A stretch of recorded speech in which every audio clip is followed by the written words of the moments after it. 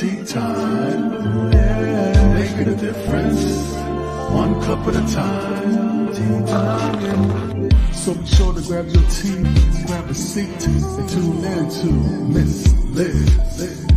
Tea time, making a difference, one cup at a time. Tea time, yeah. Tea time, time.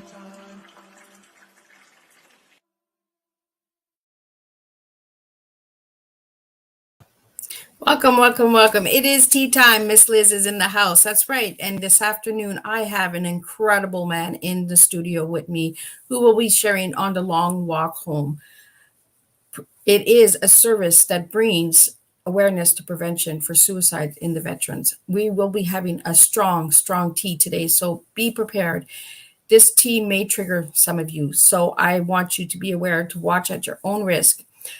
So we're going to start with a disclaimer, and then we're going to start with a little bit of intro, and then I'm going to get the incredible Ron Zaleski in the studio with me.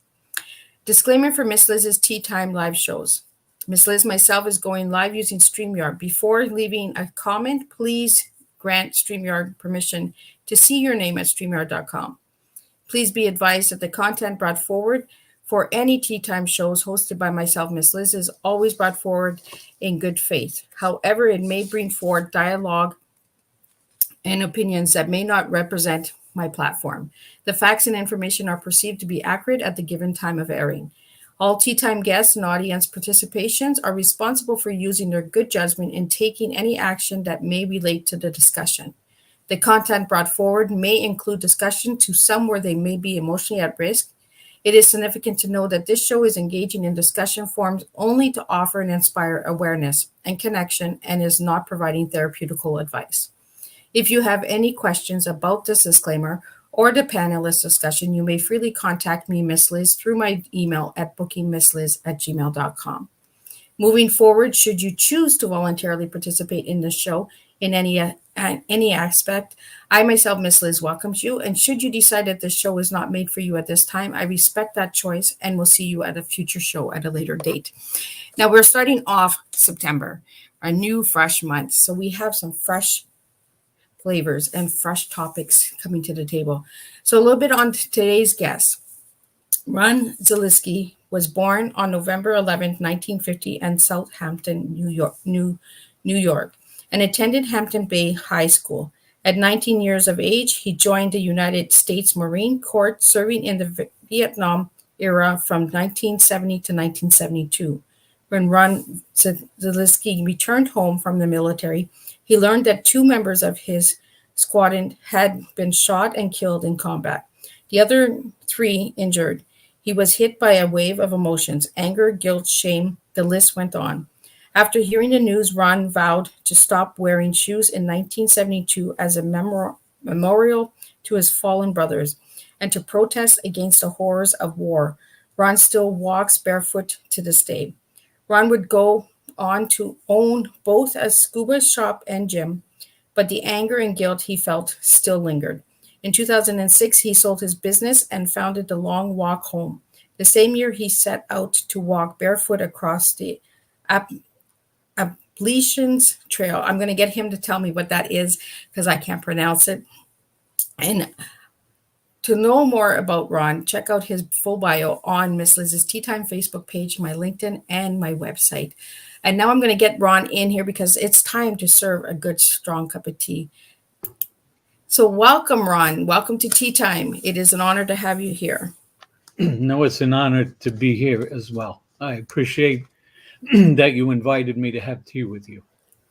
Well, it is time to have a good, strong cup of tea and to get some awareness out there for the incredible men and women who have served, for our lives out there. So thank you for your services, first off, Ron. Now, I'd like to get into how it started and how it went about and how many years has Long Walk Home been running for? Okay, before we get into that, I want to apologize that I'm electronically challenged, so all you're seeing is a picture of my face. I'm not trying to be rude, and I don't care if you see green stuff between my teeth or anything. So just forgive me for that. And The Long Walk Home, I founded it in 2006. What had happened, I stopped wearing shoes when I got out of the Marines as a memorial for my friends that had died and suffered, because I carried all this guilt and shame and anger. And, I wanted, the way I felt I could honor them is by living up to the freedom they died and suffered for. And so I was going to not wear shoes. I can do what I want. I'm free. But, that was 20-year-old thinking. I realize now that I'm free to do what I'm told.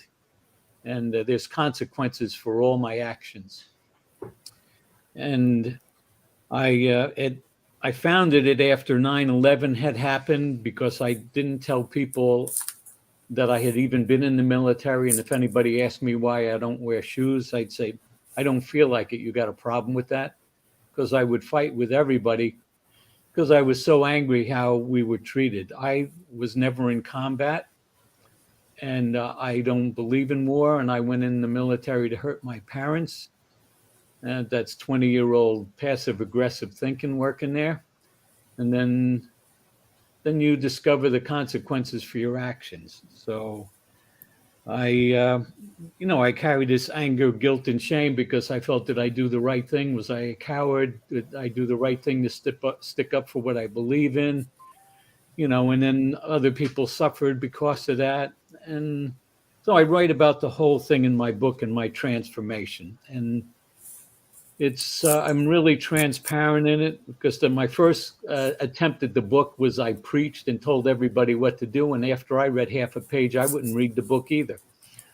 So then I became really transparent, which was really beneficial to me, because then I got to see who I was and why I did things. And then I could change. And that's, why we do this. When I first did the first walk, it was to create awareness. I had this naive notion that I knew everything, and that, I knew what was going to happen, and I'm going to walk the trail, create awareness, and change laws, and do all these incredible things. I didn't realize on the first walk that my walk on the Appalachian Trail, that's a 2,174 mile trail on the East Coast over mountains and everything.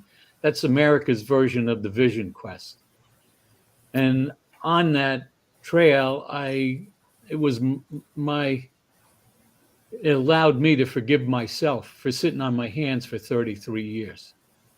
And I did create some awareness, but that's all I did. And it wasn't enough. I mean, I was definitely not happy with not getting any results. I went to Washington, and it was like I talked to one of the trees out in the woods.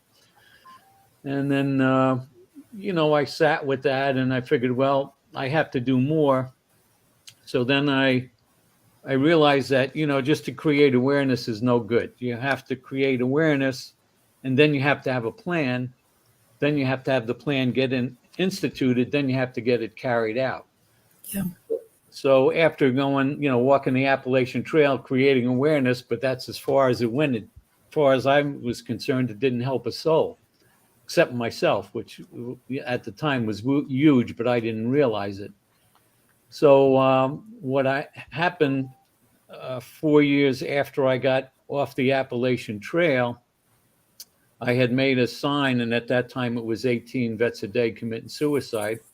So I was a walking billboard with a sign that said 18 vets a day commit suicide. And I had a petition that I had people sign that I was going to bring to Washington to get mandatory counseling. Because I figured, now I have a plan, I'm going to get it instituted, I'm going to get it carried out. So then I walked across the country barefoot, carrying that sign and getting people to sign a petition. And still this delusional thing that, I'm going to change these laws and all this stuff is going to happen.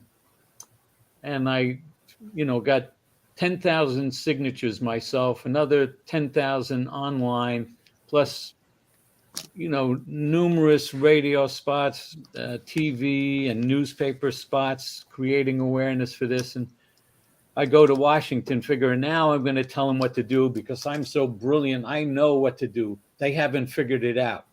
I didn't realize they knew all along what they should be doing. They just don't do it because nobody says anything. So I go there and say something, but I'm just this lone voice out in the wilderness, this barefoot nut screaming in the halls of Congress. And then I cried because, I did this and what happened? You know, all these kids are still killing themselves and they're still creating dysfunctional homes and, all the other things that we bring upon ourselves. And then I opened up a shelter in the Keys because I figured, well, you know what? I can't go tell somebody what to do if I'm not doing it, because I won't help you if you tell me, do my dishes and you're going to sit at the table and, play a video game. I'm not doing your dishes. But if you work with me, I'll work with you, but I'm not going to work for you. Yeah. So I figured, well, I don't go to Washington and tell them what to do. I go to Washington to ask them to help me with what I'm doing. And in Washington's case, then I give them the credit for everything I've done. So I open up this shelter, and that's where I learned the difference between helping and enabling. Of course, I enabled a lot of drunks in the Keys. They loved me. But when I closed the shelter down, it's like I just took my hand out of a bucket of water and didn't make a difference. Wow. And I had never, before 2006, if I ever helped anybody, it was because I was going to get something out of you.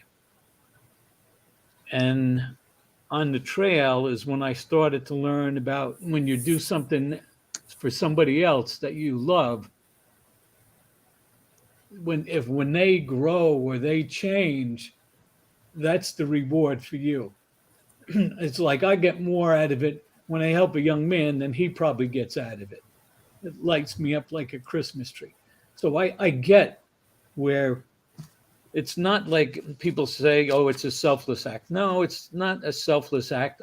It's selfish because I feel so good when I get to help somebody else or walk with them on their journey, because I've learned I don't change anybody. I can inspire you to change, and I can show you the path I walked on. And if you allow me, I'll walk on that path with you.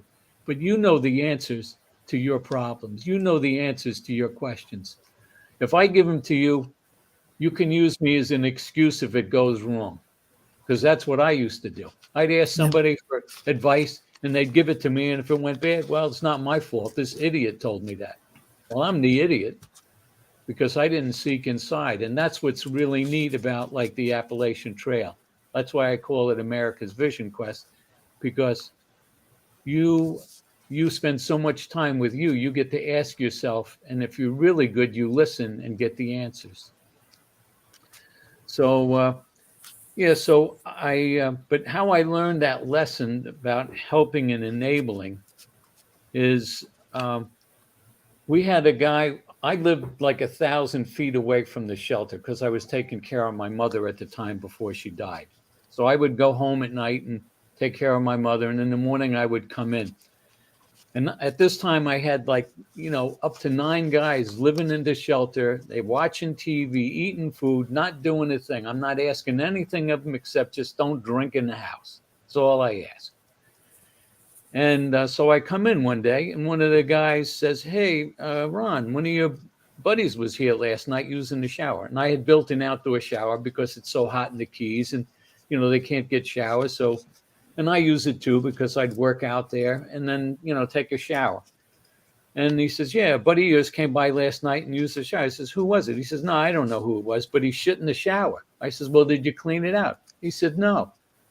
Nobody in the house could clean it. Everybody had these amazing excuses why they could not clean that shower. I cleaned the shower, and I want to just get this guy and rub his face in it. And I go home the next day, the guy comes again. They said, oh, your buddy was by again last night, and he shit in the shower again. Did you clean it? No, I'm cleaning it out this time. And I'm screaming, I'm livid. I'm like, God, what are you trying to tell me? I'm so angry. I want to beat this guy up. Then I got that guy was me because you couldn't help me unless I allowed you to help me. I will show you can't help me by destroying any help you give me. That's when I realized, you know what? I can I can't help you. This is what I can offer you, and this is what I want in exchange for that. If you want me to help you, this is what you have to do.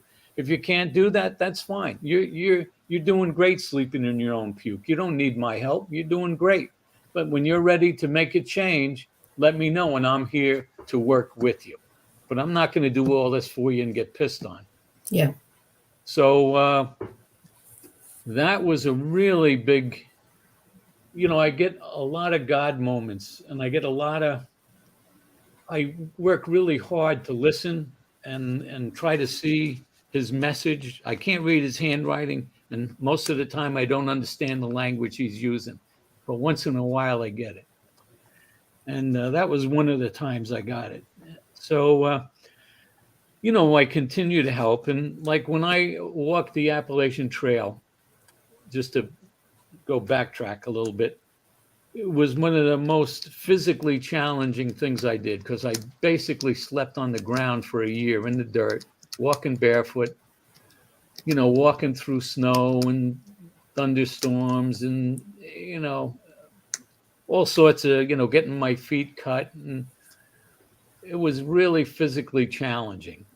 And like the veterans comprise 7% of the population in America. Over Wow. 30% of the veterans are people that walk the trail. 30% of the people that walk the trail are veterans, because they're trying to find their way home. Because to make that transition from the military to going home is really severe. People think, oh, what's the big deal? You haven't gone through it, so you don't know what you're talking about. And you have a really big shift, because when you're before the age of 19, the world is black and white for you. There's no gray areas. You said this to me, you lied to me, you're a hypocrite, or and then you believe everything they tell you in school. Well, at least I believed most of everything they told me. And then when you find out the reality, it's way different. It's like, they tell you, oh, we're going to do all the stuff. You're a hero to go in the military. And then you go in, and I wasn't in combat, but I talked to a lot of guys in combat that, they tell you all this stuff when you go over there. It's nothing like what you say. And anybody that was overseas in combat and comes back, the only reason they go back is for their buddy. I haven't heard anybody that went back for his country. They go back to save their buddy and to be with their buddy. So it's pretty sad, and it's what blows me away is people say, oh, we'll always have war till the day we die. It's inevitable. I'm thinking, and we say we're the smartest animal on the planet. Well, I kind of beg to differ there. If we're so smart we can send a man to the moon, how come we can't figure out how to talk and live in peace? Exactly. So that to me, and we glorify war by saying, oh, war is evil. We're gonna fight evil. No, war is stupid. What's evil is our apathy. And I get a little hard on myself, because I sat on my hands for 33 years, and my mantra back then was, so what, who cares, it doesn't matter. Because I gave up. I became a victim. But after 9/11, and I had this epiphany, because I had a gym and a scuba shop, and one of the things was I taught kids to swim. And I'm bringing these little 5-year-old kids to the edge of the pool.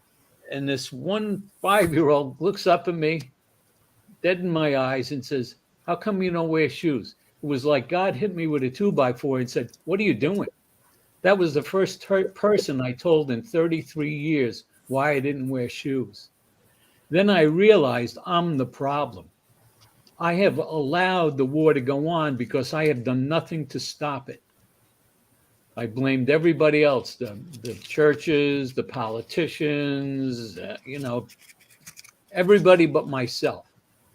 That day is the day I took responsibility, and that was the day I could make change that was the day I closed my place down and started to walk, because I could no longer live with myself realizing that it's up to me.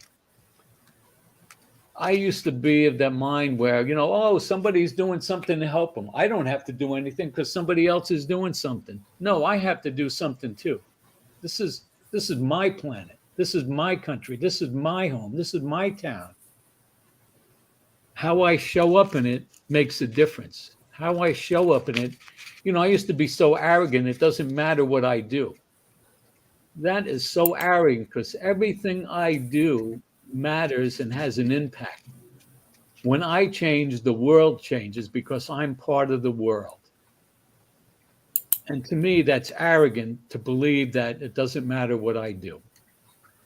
So, that's why I do what I do. And that's why, these younger guys will listen to me, because I do my best not to be a hypocrite. If I'm going to, tell you to do something, or even throw out the option of, why don't you try this? I've already done it. So that I give you permission. Because if I tell you what to do and I haven't done it, I don't give you permission. If I smoke and tell you not to smoke, I'm not giving you permission, because what I'm really telling you is don't to smoke, because I'm smoking, but I'm telling you not to. Yeah. So I'm not giving you permission. I'm giving you permission to smoke. And then we say, oh, the kids are so rebellious. Can you blame them? If you don't walk the talk and you tell them what to do, hello? Why do you think we were called rebellious? Why, we did all of that stuff because, our parents, they don't know what they're talking about. They're a bunch of hypocrites. We didn't know there was gray matter in the world. But we also know when somebody says something and they don't live it, how can I listen to you? You may have the perfect advice, but if you're not living it, I can't hear you, because you're not really saying it. Yep. You're saying something else. So to me, that's really important. And the world will never change unless we start changing ourselves. So where did the long walk home come from? Like the name, is that something that the veterans use, Ron, or? No, but on my logo, there's a picture. I cry easy. So when I tell the story, that's okay. You're allowed to cry. You don't have to apologize for your feelings. I cry whether people let me or not, but I'm just letting you know, because on our logo, we have a picture of a man holding a little girl's hand. And when we come home, they think, oh, it's just that little short walk off of that airplane to home. Some of us visit home, but we never make it home, because we're not that person anymore, and we still live in the past. And we're never raised to kill. We're raised to be good people. Then we train somebody for 12 weeks to kill, to do the unspeakable, and then we don't allow them to speak about it. And then we look at them with fear and say, oh, thank you for your service. No, you want to thank a guy for his service, say, thank you for your service. What can I do to help you? How are you doing? Can I buy you a sandwich? Is there anything I can do for you? Here's a kid that was willing to lay down his life for you. And all you can do is say, thank you for your service. And you can't reach your Tyrannosaurus Rex hand into your pocket. Exactly. Or give him the time of day and spend 2 minutes with him. Please. That's not thank you. That's lip service. Yeah. And exactly. And I'm glad that you brought that up, Ron, because a lot of people say thank you for your service, but they'll walk right by a veteran and won't even give them acknowledgement for the work and the life that they put on the table for your freedom. A lot of people will say thank you, and remembrance, they won't even wear the poppy, won't even say thank you. So I think that's something that we really need to bring awareness to is, it's nice to say words, it's nice to say things, but our actions really need to step up. Yeah, it's better than calling us baby killers like in my generation, because, we do the unspeakable, then we believe we're monsters. And then when you reinforce it by calling us monsters, and they wonder why there was such a high suicide rate. And people say, just get over it. I say, okay, you're in a car, you're driving, your whole family's in a car. You get in this horrific accident, everybody dies but you, and it might be your fault. We'll never know. Get over it. You know, when you get in a car, accidents happen and people get killed. What's the big deal? That's what you're telling this 19-year-old kid that walked away from reading comics, riding a bicycle, and trying to get a date with the girl next door. Now you put him in a world where he sees extreme horror and he sees the world in a cold, hard way. I mean, my father beat me physically or verbally every day of my life. And I thought he hated me. But what he was doing was preparing me for the world he saw, which was horror. Because we're Polish. I'm third generation here. My father was in World War II at the end of the war and went to Auschwitz, where they're scraping our relatives off the floor. What do you think that does to a 19-year-old kid? You know, it's just, and I just do my little part to help make the world a little brighter for that young man or woman. You know, we may never stop war. You know what? My goal is to help this young person and help him end his internal war. Because that's what it's about. That's what it's about. You know, people say, oh, protest war.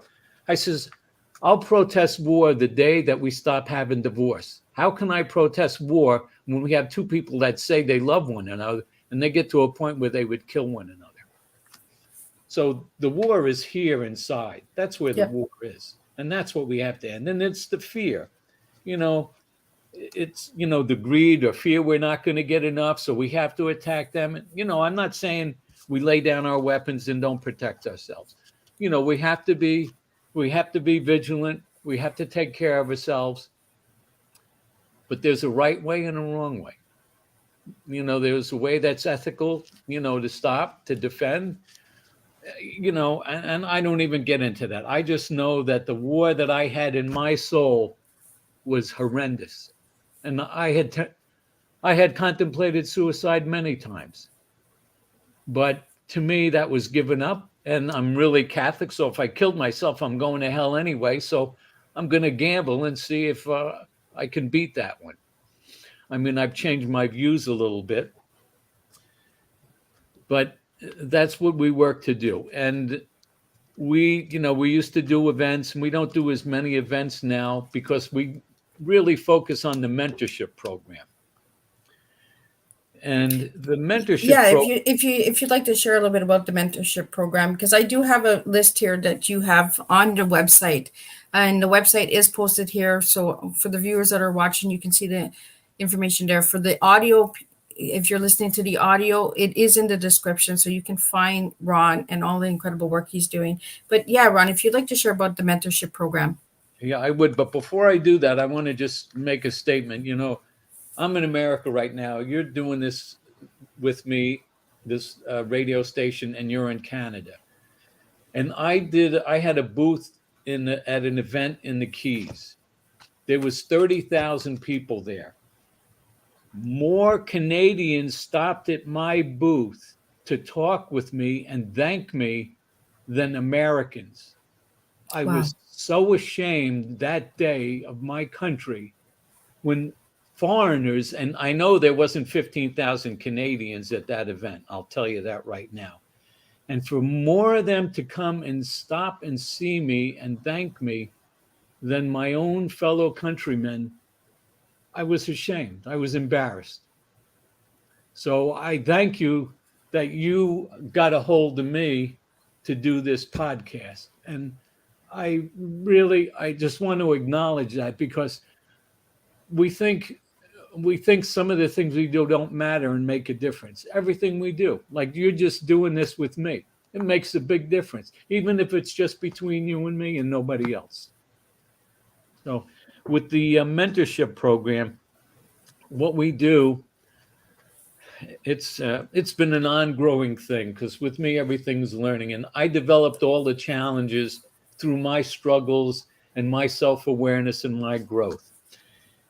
And they're 10 challenges, and they're simple challenges, but they're powerful because they cause you to think And when you think is when you can make the shift. Because if you don't think and you go through life unconscious, like most of my life was pretty much unconscious, I would react instead of act, then you can shift and change. Because I can do all sorts of, I can give you money and do this, but if you don't change, I might as well just throw it away.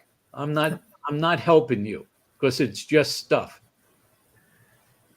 So these challenges, like the first challenge is, what are you grateful for when you wake up? What are you grateful you accomplish at the end of the day? Now you think, if you're older like me, you think, oh, what's the big deal? I wake up every day and I'm pretty grateful, this or that. Well, if you're a 20-year-old that thinks he's a monster and you're drinking a fifth a day and you got a gun in your mouth every so often to play with it, that's a tough question to answer. And we had a kid that had a gun in his mouth, drinking a fifth a day. It took him 2 days to answer that question. I acknowledge him for the courage he had to answer that question. Just answering and just doing that one challenge changed his life, because now he had something he was grateful for. He had something to live for, and he saw a bright spot in the day. So that's what all of those challenges are like that. I mean, I just a half an hour before this program, an hour before this program, a guy came by, and he's my age, from the Vietnam era. He's a couple years older than me. He took the challenges. Every time I see him, he thanks me and tells me how much it's done and how much his wife is like, can't believe the transformation in him, because he never took the time to look at these things and think about them and shift. This guy, he is so grateful. And the ones that are grateful are the ones that change. Because if you don't change, you don't put any effort into it, it's no big deal. But if you change and you get something out of it, you are grateful because you see what it's done for you. That's why I'm so passionate about it, to share it with others, to get them to change. And I don't go to a guy and say, oh, you're a mess, you need this program. No, I don't say that, because in the military, we're not trained to go for help. We're trained to be the help. We're trained to be the guy you go to or the woman you go to when you got a problem, and we take care of it. So we're not going to go for help. And it's funny, because when we first put our mentorship program out there, we said, who wants help? It's like not one response. Then I looked at it and I said, well, I wouldn't even sign up for this. And I made it. Then we said, okay, who wants to help a veteran? We had to shut the lines down in 40 minutes because we were so overloaded. Wow. So when we put it that way, because we have this desire to be of service, because here we were at one time ready to die in service of our fellow man. And now that's gone from us. So part of our challenge is help you create a new mission. And part of it is when you sign up, now you're already ready to make that a new mission to help your fellow man. And then you can't become a mentor until you take all the challenges. Because I won't let somebody take you through the challenges unless they've done it. Because how could I take you through something I've never been? Can't Exactly. And I say that all the time to everyone I've had on Teatime. The best way to help anyone is if you live it. If you don't live it, how dare you speak of it? Yeah. No, I've caught myself being, when I was really arrogant. I'm still a little arrogant, nowhere near what I used to be. I'm the smartest guy in the room and the handsomest and all this and that, and yeah. I forgot where I was going. But like I did say before the show started, Yeah. your picture, it's an awesome picture of you, Ron. Yeah, thanks. Yeah. But yeah, to live it instead of just think you are, and to do it, to be it, to be in it. And,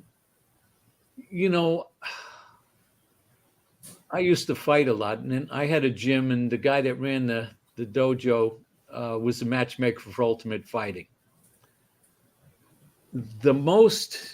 The scariest fighters were the ones that were fearless. And they were fearless because they were so bad you were no threat to them. And when you can become that confident and that humble, because people that brag and boast and think they're this and that, they're afraid. I was afraid that I was stupid and ugly and all this. That's why, I'm the brightest bulb. No. But when I became humble, which God definitely humbled me on my walk across the country, that's when I had real strength. Because, I know my place. You know what? I wish people could see themselves the way I do. Because when I look at people sometimes, I say, my God, you are so awesome. Look at what you can do. Look at what you've accomplished. And look at so much more that you can do. But they hide themselves like, oh, I can't do that. I'm not enough. You are more than enough to do anything. You can do anything you choose to do. And then they die or they're on their deathbed. Oh, I should have done this. I could have done it.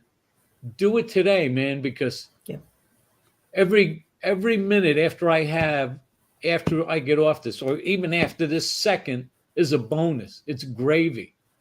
Don't throw it away. Don't throw it away. It's too late then. If you believe in reincarnation, okay, you'll get another chance, but you're not going to remember the time you wasted, so you may be wasting it again. You're just going to repeat. Yeah. I tell people, you don't have to believe anything I say, but the day I walk on water, that's the day you believe me. Yeah. So I'm a guy just struggling like anybody else, and these mentorship programs are awesome because, and you don't have to be a veteran to do it, because we mentor the families as well, because they go through a struggle that is totally ignored. The spousal abuse, the child abuse, the drinking and the drugs and all. I mean, it's insane. And they suffer in silence. And to say anything is unpatriotic. I mean, I've had women tell me, geez, I don't want to seem unpatriotic, but I'm glad when he leaves because I can't handle him when he's home. Let's help them. Yeah. Let's help them. And we help them by saying, how would you like to create a new mission? How would you like to help somebody else? How would you like to help a fellow veteran? What we're starting to do, we're doing a pilot program next week where we're going to do the mentorship program in the woods, where we're going on the Appalachian Trail and we're going to walk for 2 to 3 days and do the whole program in the woods. Because we do it on Zoom, and the problem with Zoom is you have to do some of these challenges. If you haven't done most of the challenges before you get on the Zoom, you have a million excuses why you can't finish some of the challenges, because there's a little homework. It's not much. I mean, you can do all the challenges in 2 days, but people drag it out forever and don't, well, it's no big deal. Oh, yeah, I get it. No, you haven't lived it yet. Yeah. Oh, I watched the video of, combat. Oh, I get it. No, you don't. So I'm really excited about this, because it'll make the dropout rate 0, because the way I look at it, if you go out in the woods with me, you're not coming back until you finish the challenges. There you go. So you'll wake up in the morning and you'll be the only guy left out there in the woods. And I think that's what we need, right? We need more pilot programs like this where it's on hand, because it's like you said, like when you do it virtually, everyone is like, well, I'll get to it later. I'll finish it later, but they never do. Or they say, oh, I finished it, but there's no proof of them finishing it, right? So yeah, well, and it's work. I mean, we do the Zoom because I don't want to. We do it on email and Zoom, and we're going to do it. We tried doing it live, so now we're just going to do it in the woods, because I don't want to have anybody to have an excuse why they can't do it. And it's work. It's work. People don't like to face themselves. The 73-year-old guy that just left here an hour ago, I never looked at this stuff. I wished I had this when I got out. So this pilot program that you're talking of, Ron, is there a sign up for it? Is it on the website? How can we don't have it on there yet, because we're just doing a dry run with a couple people. We already do. Okay. We do the mentorship on Zoom now, and it's good because it's cool, because people that really want to change, you can see when the light bulb goes off. You see that that awareness in their eyes when they get it. They, oh my God, and they call me up and thank me. I mean, some of the challenges people are really resistant to and yell and scream and all that. And then they call me later. Thank you. Because they had to go through it. They had to go through it. So now, Ron, I'm going to give you a little bit of homework since we're talking about homework here. So if I ask you what your T is, what would your words be for your T? Yeah, and you sprung that on me before we started. And I'm like, oh my God. I always have a little twist to my tea times. Yeah, well, the first T would be trouble. And what would your E be? Everybody. And your A? Awareness.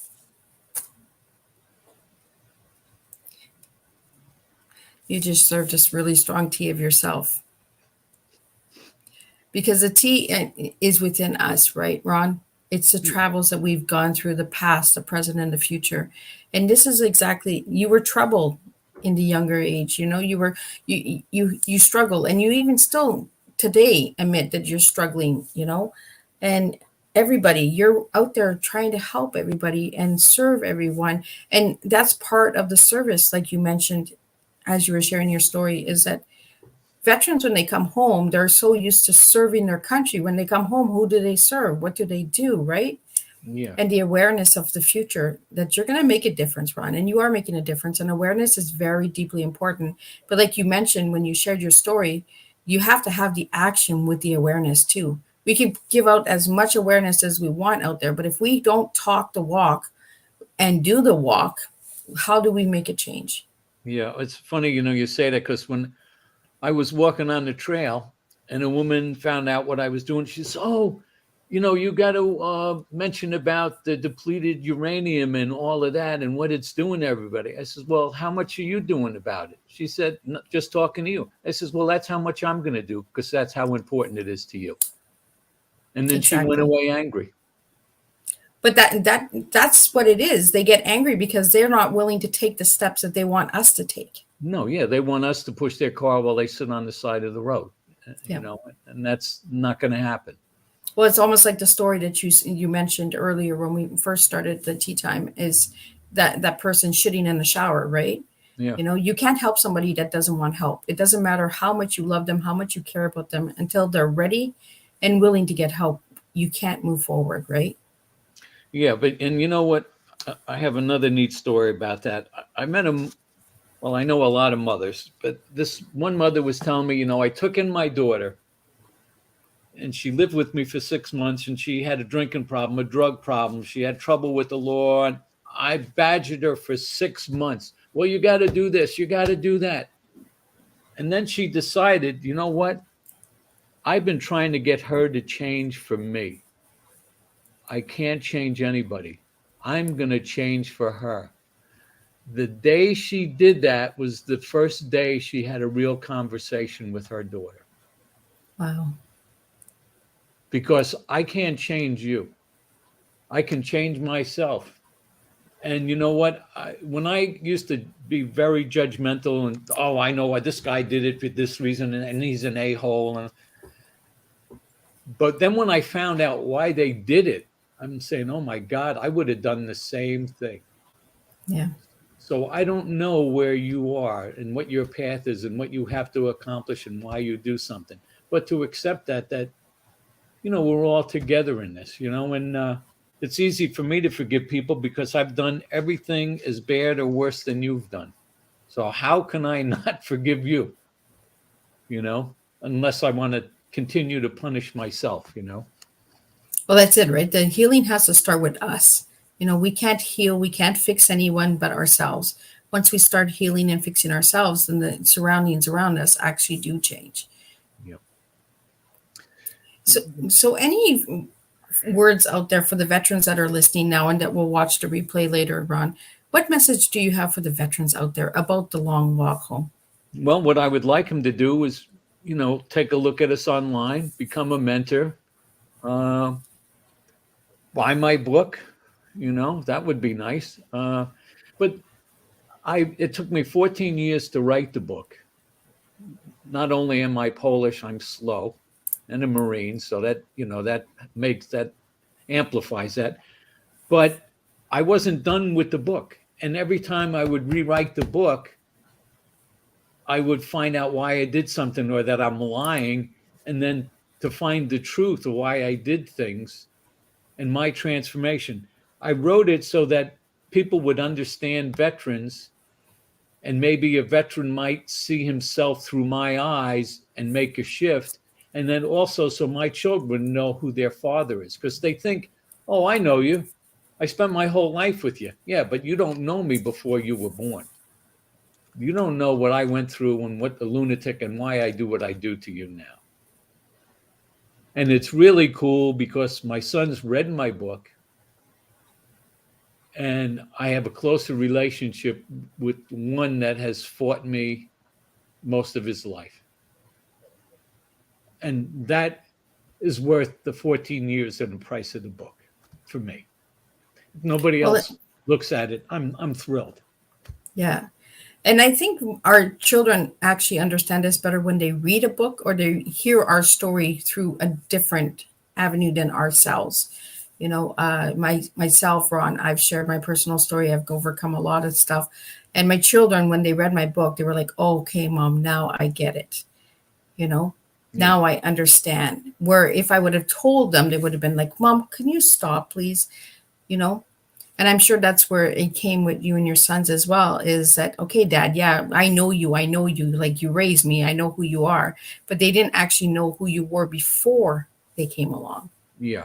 So what I would like, any veteran to do is take a look at that and, sign up for the Zoom, take a challenge. And when we put the walks out there, go for a walk or do a one-on-one and give me a call. My phone number is on there. I mean, I'm real reachable. I may not be able to answer the phone right away because I have calls while we're doing this, but I will get back to you and we'll do whatever we can to help you or just to talk. I mean, nobody's broken as far as I'm concerned. We've made mistakes, but let's not make that mistake define us. We are many things. I'm many things. I'm a good guy. I'm a bad guy. I'm lazy. I'm industrious. I'm stupid. I'm smart. I'm all of that. But who am I going to find myself as? Who am I being? Am I going to be that loving father that tucks his child in bed? Or am I going to be the monster that hits him?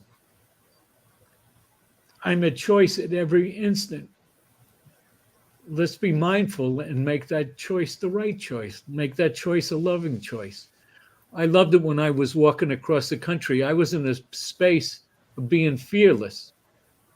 I had no expectations. I had no doubts, no fears. It was like I was guided. I'm doing what I'm supposed to do. I have a purpose. We'll help you find your purpose because we had a mission at one point. We had ultimate service, an ultimate purpose. What is our purpose now? What are we going to do now? Let's create a new mission. Let's be that man we want our daughters to marry. Be that man we want our sons to be. Let's be that inspiration that people want to come up and talk and share and be with us. Yeah. I used to be the guy that walked down the street and everybody went to the other side of the street. Let's be somebody else. Let's make the world a better place. So maybe the world's all screwed up. Maybe the politics are all screwed up. But let's make our corner of the world better. Yeah. Let's not perpetuate fear this party is the enemy. No, they're opponents. They have a different point of view. We all want peace and love and prosperity for our family. We all want the same thing. Why do we have to code it in such adversarial terms? We don't need to do that. We all want to help. I mean, one of the biggest things to me is people, they say they feel alone. There's almost 8,000 people probably 8,000 people on this planet, and you feel alone. Every time you turn around, you're tripping over somebody. Somebody's in your face. You're not alone. You feel alone because you're afraid to talk to him. You're afraid, oh, he might hurt me. I don't think so. You're never going to know if you just say, hey, how you doing? Boy, that's a pretty dress you have on. Well, I'm glad you're here. Anything, but be sincere and really mean it. And it's amazing. I go up to these guys that are scary looking people, scars, tattoos, growl, and I'll say, I'll make some wisecrack about one of their tattoos. And the guy will crack a big toothy grin and we'll start a conversation. Not everybody's an axe murderer. I know the media likes to portray it that way, so they sell more paper or something. But, more people are out there that are good than they are bad. And even the bad ones, they need help. Yeah. And they don't know how to ask for it. So during your walks, do you have any prevention for the suicide for the veterans? Like, I did a little bit of research on the website, Ron, and you're bringing awareness to the prevention of suicide. So is it because when the veterans come home, they don't feel home anymore, that we're having this increase of numbers? Well, what happens, there's a lot of different levels to that. We also offer a suicide prevention workshop. But what happens, okay, you're a 20-year-old kid. You believe everything they told you. You go over for your country, the Taliban, they're terrible people. You go fight that fight. Then they pull everybody out, leave all the weapons there. Now we've trained them all to be better terrorists. And we leave all that weapons and stuff and just pull out. And I just lost 2 legs for what? Everything I went and fought for has just been undone. I know that's, there's a lot of gray area. I'm just being a little to the one side of this whole thing because a lot of good has been done, but it just doesn't make sense to, especially since they don't tell you everything. Yeah. So you don't really know what the truth is, but you see that kind of stuff and you start to be disappointed in your country. And then you come home and then people talk, oh, the war is stupid and this and that. And you just spent 20 years of your life fighting it. And now you're calling it stupid and pointless. And so now you feel worse. And then you were in charge of $1 million worth of equipment and men. They come home, they don't trust you with a broom. We have post-traumatic stress, or you might flip out at any minute. You can't push a broom. So then you get angry, you have no purpose. All your positions have been filled at home. You were the man in the house. Now you just came home and you're like a guest. And you have explosive anger now. Because you see the world in a different way. You hear the stuff in news doesn't match anything like happening over there. So you get angry and, it explodes. We're taught extreme prejudice. Somebody does you wrong, you kill them. It's pretty cut and dry. So here, some drunk driver kills your kid. You kill the guy. You're not supposed to do that, and they do it, and then they go to prison for the rest of their lives for something they were taught to do, and that they're going to regret for the rest of their life anyway, because they can't bring back the child. So you can't punish that man any more than he's punished by losing his daughter.